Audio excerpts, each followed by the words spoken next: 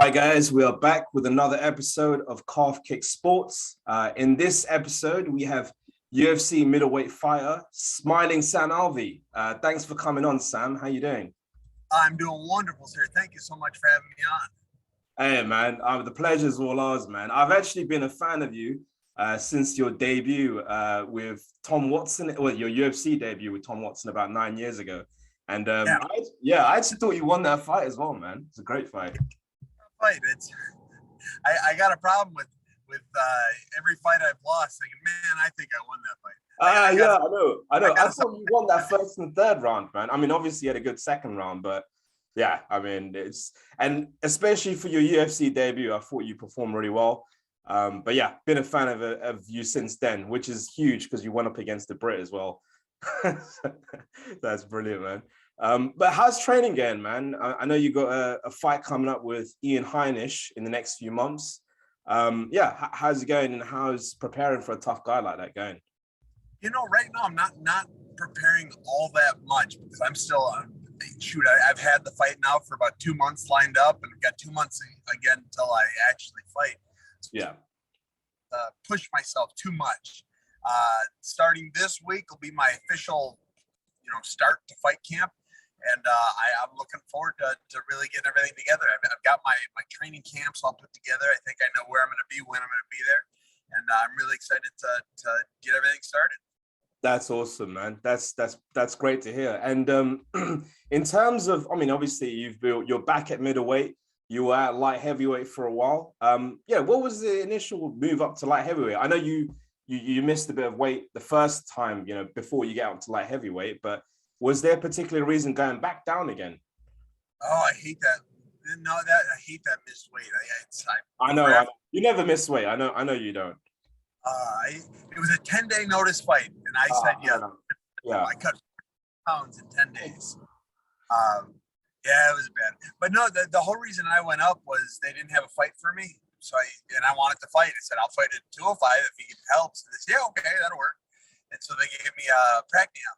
And so I got to fight Marcin Practium at 205. And I said, oh, that was nice. And I didn't have to worry about the weight cut. I said, I'll stay here for a while. So I stayed there for a while. And I did all right at the beginning. And then at the end, I lost a couple fights that I think I won. Screw it. I'll go back down and be the bigger fighter again. Yeah, that completely makes sense. I mean, there was one fight in particular. I don't want to butcher the guy's name. It's quite a tall gentleman that you drew with. I can't remember his name now. That was the robbery of my life. I won that fight. I found a way. That's why I thought. I was like, "There's no way, man. How did they give it to this? Like, how is it draw, man? This is." I outstruck him almost 2-1 every round of the fight. Yeah. Hit me with a nice elbow, put me on my butt, got back up, and then outstruck him the rest of the round. But they found a way to give it a draw. It was, oh man. Yeah, I agree. I mean, even the last fight, that was, again, I thought that was in your favor. Like, it's crazy, man. I don't know what these judges are looking at personally, man. It's nuts, man. But with that light heavyweight fight, with the draw against that gentleman, in terms of that, like, does that give you confidence? Because people are like, yeah, he's a dark horse. He's up and rising. And like, you arguably beat him, and does that give you confidence going into middleweight against, arguably smaller guys as well? Yeah, especially now. I mean, there's no hiding. I've been on a skid. I've been in a bit of a slump. As much as I think I've won 4 of my last 5 fights, I haven't won 4 of my last 5 fights. So especially in this next fight, I expect to be a huge underdog. And I'm going to make my fans, I'm going to make my friends a lot of money. I'm going to make this, I'm going to make a point in my next fight. I'm not just going to win. I am going to win dominantly. Yes, lovely. Love that, man. That'd be great to see as well. Now, I've got to ask this, because I find it nuts, man. Like every single fight, you've always got this great big smile on your face, You're going into fights with with a fantastic smile. Like that must fuck with your opponent, man. Like they're just like they're just all they're anxious, they're looking at you and they're like, this guy is just smiling, man. Like he seems very, very calm and collected. Like, do you feel anxiety going into fights, man? Like it just seems like you're just enjoying yourself. Yeah, no, not once. I've got over 70 fights. I've never been nervous. I never fighter. I kind of stumbled into it, and the stumbling into the fighting turned into a very, I mean, an amazing career. I'm one of the best in the world at what I do. Yeah. And I get paid to do something I literally would do for free, and literally have done for free many times. I'm a very established fighter at this point, and I love what I do. I love the opportunity to do it. It's crazy because your team, yeah, like you look at yourself and you look at your team, like the team look like they're gonna go into a fight more than yourself. You're just like, yeah, it's just a day in the office, man, just smiling away, which is I love that, man. Yeah. So good. I get nervous when my friends fight, but I've never been nervous when I fight. So that gets you more anxious, seeing friends and teammates fight, over yourself. Yeah. My buddy here, Jordan Winsky, he's one of the great fighters that have ever lived, and I'm still nervous when he steps in the cage. he and I've known him longer than I've known my wife, and he steps in that cage. I know he's gonna win, and I still get the butterflies. Oh, that's just amazing to hear. But yeah, I mean, changing gears, you recently went to Cuba recently. It's pretty amazing. My girlfriend, she's actually been there and she loved it. She felt like it was a bit like a time machine, it's like a different time era. What was the experience like there, man? It was beautiful. I was on a military base, so it really was like America. I see. Okay. But it was beautiful. I got to go kayaking with Ashley Evans Smith in the actual Guantanamo Bay. We got pulled over by the Coast Guard too, which is kind of a fun story. Oh, tell me about that, man. You got to tell us. Kayaking, and I think the Coast Guard knew who we were, so they came over and got a photo with us, but didn't ask for a photo till after they had typed in the computer who we were and all that. But it was a lot of fun. I got to roll with some. We did 2 or 3 seminars. One with a bunch of kids, because they've got so many people, so many Americans on base. They have public schools there for the kids. So we got to go give a seminar to the kids. We got to give a seminar to the troops, the military, to the Coast Guard, the Navy. It was a lot of fun. Yeah, I mean, it looked like it from the pictures that you had as well, man. So that was cool. But yeah, I mean, changing gears again, you've actually got an NFT out at the moment. It's created by Eyes Judge, an artist that also creates NFTs for other MMA fighters. Now he's made one for Mark Coleman as well. Tell us a bit about that, Sam. People aren't really clued up on NFTs in general. Eyes Judge, he caught my attention a few months ago, and I just started sharing his stuff. He turns fighters into pop culture icons. Anyway, I've been I've been a few different guys. He put my face on the Step Brothers poster. He put my face on, I think it was the Sherlock Holmes poster. But he's done it with a lot of different fighters. They're really very unique photos. So I started sharing a bunch, and he reached out to me, said, "Hey, I would like to do an NFT with you." I said, "Okay, let's do it." So he drew up a unique, one of a kind NFT. He's got it out there right now, and I think we're taking bids on it until I think we have another week left, and then we'll give it to the winner of the auction. Nice. And what we'll do is we'll put a link in our bio as well when we release this video as well. So we'll do that for you guys as well. Yeah, that sounds great. That's awesome. So who would you say is your biggest MMA influence, or was there a particular person, or was there something that kind of inspired you to get into MMA initially? Oh, I never even watched it when I first got into MMA. I mean, I was probably 7-1 or 8-1 as a professional before I learned there was a UFC. I didn't know anything about Pride until well after. So no, like I said, I just stumbled into the sport. I had no idea what I was doing. It just hit hard, and apparently I could get hit pretty hard. And so I didn't know anything of it. Once I moved out to California, which was my wife's doing, she did the research on the gyms, and I started training with Dan Henderson. And that I mean, at this point, Dan Henderson is the biggest influence on my career of any fighter. He and I even fight similar, without me having the Olympic background that is. Yeah, and what a legend to kind of learn from as well, man. Dan Henderson is ultimate legend, man, in my opinion. He's a great guy. He absolutely. He's an incredible. He's an inspiration. The career he's had, the fights he's dominated, he's very impressive. Yeah, I mean, I always look at it, the Shogun fights. I think you mentioned this in a message. The Shogun fights are just crazy, but he's been in so many other fights as well, man. Like even the second Michael Bisping fight, that was a nuts fight, man. Like arguably, people are saying he won that fight based on damage. But yeah, flipping that. Yeah. If you look at the results of that fight, it's something else. I can't imagine how they said he lost. Yeah, exactly. I mean, it's, you know, points wise, I get it. But at the same time, I see what you mean, you know, damage as well. Like that's not really considered as much in MMA. I feel like it isn't, you know, there's some times where it's become a bit more of a points-based battle now. Wouldn't you agree? Yeah, and I think they've done a bad job of that. I think Pride had a much better scoring system. I even like the round systems that Pride had. But you know, that being said, it's an evolving sport. It's a sport that only started 25 years ago. Yeah. But there's gonna, you know, they're gonna tweak things, make it better, make it worse at times. But it's still the sport I love. Yeah, for sure, man. I mean, what do you think of? So one, yeah, they do this thing where the fight is actually judged as a whole, as opposed to a points-based system. Because I think it's flawed using a boxing methodology to kind of score an MMA fight. What do you think of that instead? Just judging it as a whole, as a fight itself. You know, I think it puts a lot more importance on round 3, which is nice. It might lead to a more boring first half of the fight and save everything for the final round. But it could. I just wish the judges knew a little more of how to score a fight. That the way they score it just doesn't seem like they know what's going on. And I hate 10-8 rounds. I think they are going to ruin this sport. So I'm hoping at some point they realize 10-8 round is a thing of the past. What do you what is it that you particularly hate about a 10-8 round, Sam?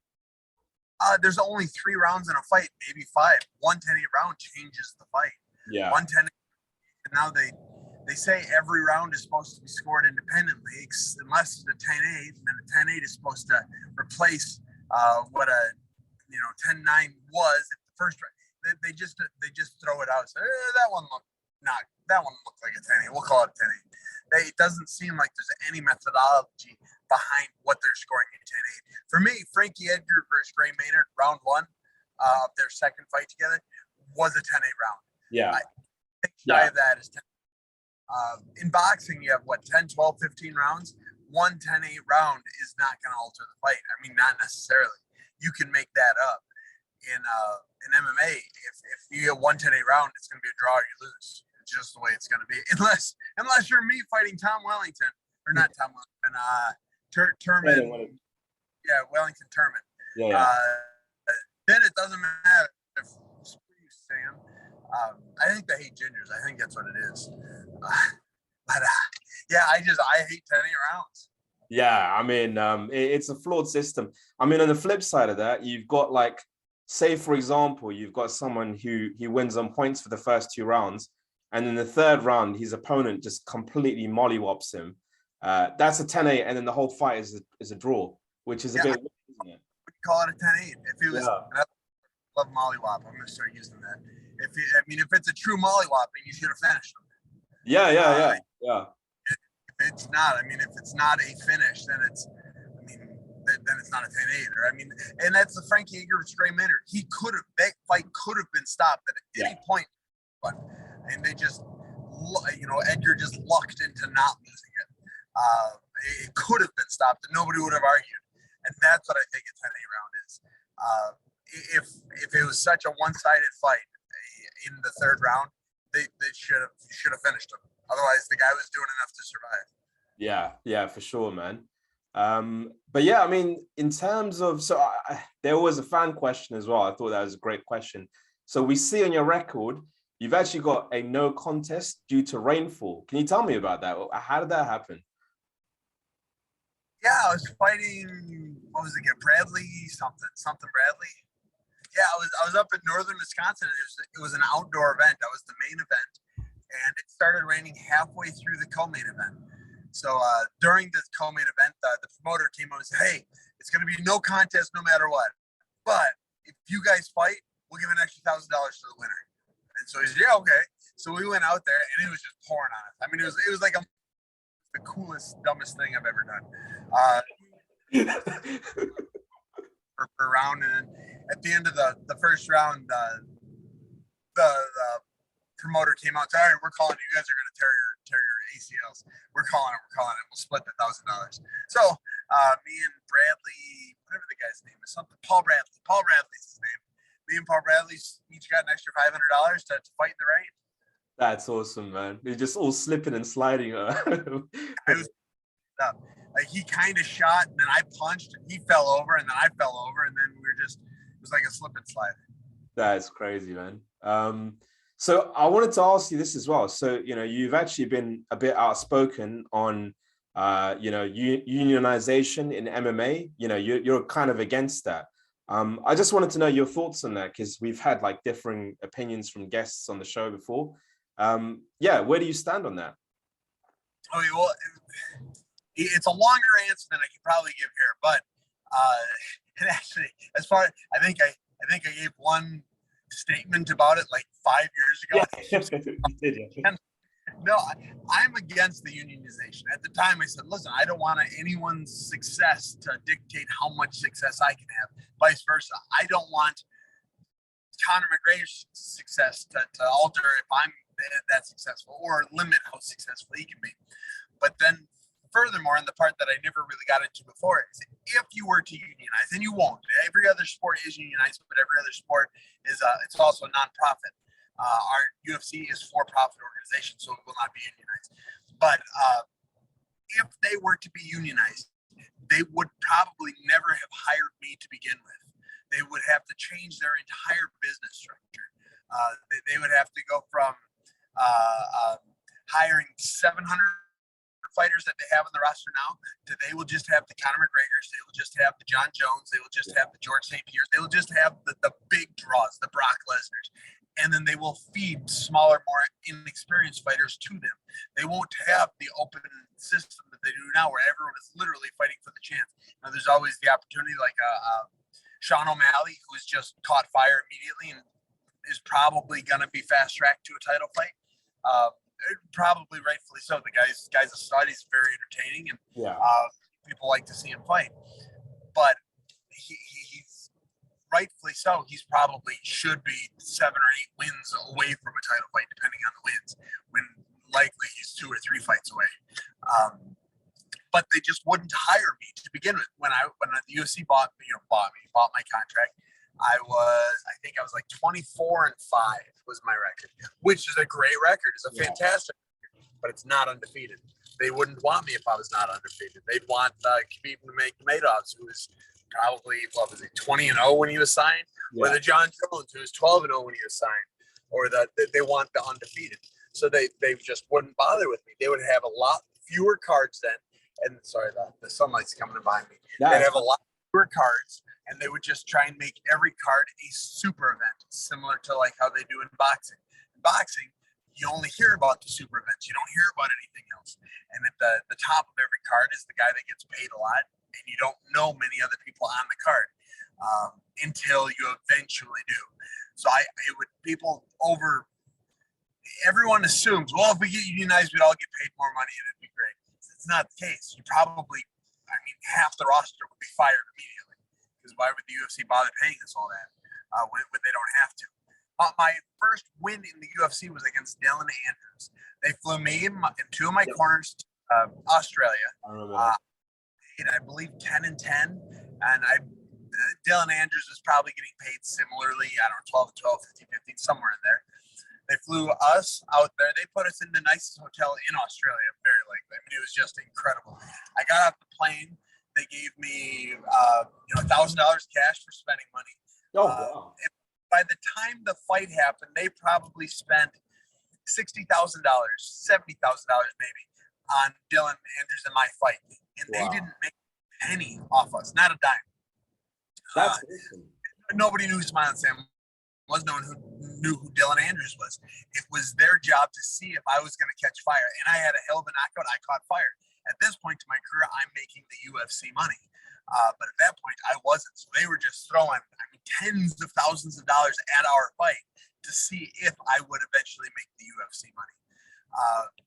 If the union was involved, they wouldn't spend that money on us. They would have a surefire. They would start padding cards. They would know who was going to win. They would make sure the right guy won, kind of thing, similar to how boxing does. Yeah. Nobody wants to think of that. I made $20,000 for a win. People will say, "Oh, that's so little." It was great. If I didn't want to fight for that, I wouldn't have fought for that. Yeah. And people don't. I appreciate how many people want me to get paid more. I really do. I love that there are so many people out there that care about this sport, care about me in this sport, that they want to see me making millions of dollars. And they'll say, "Oh, you're putting your body on the line." I am, and I'm willing to do it. I understand. And I appreciate that there's so many people that want me to get paid more. But I don't think a union would be the way to do it. I think a union would be the way to make sure I would be fired or probably never hired. Yeah, that's so refreshing to hear, man, because we don't hear that at all. Because I'm not gonna say this side of the argument is wrong and this side of the argument's right. At the end of the day, I'm just a spectator. But from what I heard from you, it's more like they invested in you at the beginning and it paid dividends. You had a 3-fight KO winning streak after with Dylan Andrews onwards as well. So that was great. Yeah. Did you hear that? Sorry, Sam. I missed the last part of your sentence. No, I was saying, so it's great, yeah, that it's refreshing to hear that, purely because we've heard so many other sides of the argument so many times. Yeah, and like I said, I appreciate how many people want me to get paid a lot. I love the fans of my sport. We have one of the best sports in the world because of how appreciative our fans are. But at the end of the day, I know that I likely would not have been hired had there been a union in play. It would change the entire infrastructure of how the UFC does what they do. What is really working for us fighters getting paid more? The Triller was last night. Frank Mir was fighting. Yeah, I saw that. Conor McGregor boxing Floyd Mayweather is helping me get paid more. The Bellator with all their Grand Prix tournaments, those are helping everyone in MMA get paid more. The more competition there is out there, the more options that us fighters have to go to the UFC, to Bellator, to PFL. It has $1 million. They give away $7 million a year, or $11 million a year. They give away millions of dollars every year in prize money. And because of organizations like that, is where I will get paid more. So I love that people support the UFC, but support everything. Support the Bellator. Agreed. Fighters, ONE FC Triller. Whenever Jake Paul fights, as big a douchebag as he is, I love he increasing how much I get paid. He is increasing the net worth of fighters because the UFC is not the only show in town. I do believe they are the best show in town. No, man. I mean, that totally makes sense. I mean, ultimately, if there is more competition out there, it just increases the base average for everyone. It's just simple, isn't it? It's simple as that. But yeah, Sam, I'm gonna end it with this final question. A bit of a deep one. We asked this to everyone. Where do you see yourself in 5 years' time, Sam? It could be Sam Alvey, the fighter, or even Sam Alvey, the non-fighter as well, whichever. I see myself celebrating the 5-year anniversary of you asking me this question. That's amazing. I like that answer a lot, man. I hope to still be fighting. I love this sport, and I'm not ready to give it up just yet. But I got a big family. I got 5 kids, and I'll probably have more by then. So I see myself staying very busy with them, with the sport that I've just grown to love, and I'm trying to give back in every way I can. That's awesome to hear, Sam. But yeah, thanks for coming on. I'm going to give you the final word. Where can we find you? And any sponsors, anything you'd like to plug, go for it, man. Yeah, y'all follow me at Smilin Sam. I'm at Smilin Sam on everything. SMILENSAM. That's TikTok, which I love TikTok. Instagram. My YouTube is growing at 1,000. Once I have 1,000 followers, I'm getting close. I've got some autographed merchandise, UFC merchandise I'm going to be giving away. Once I get to 10,000, I'm going to fly somebody out to train with me for a week. But that's probably a ways off. But yeah, follow me there. Keep in touch. And if you ever have any questions, please DM me on any of my social media. I love talking to you guys. Awesome, Sam. Thank you so much for that, man. You are very welcome, my friend. Thank you for reaching out. Thank you, Sam.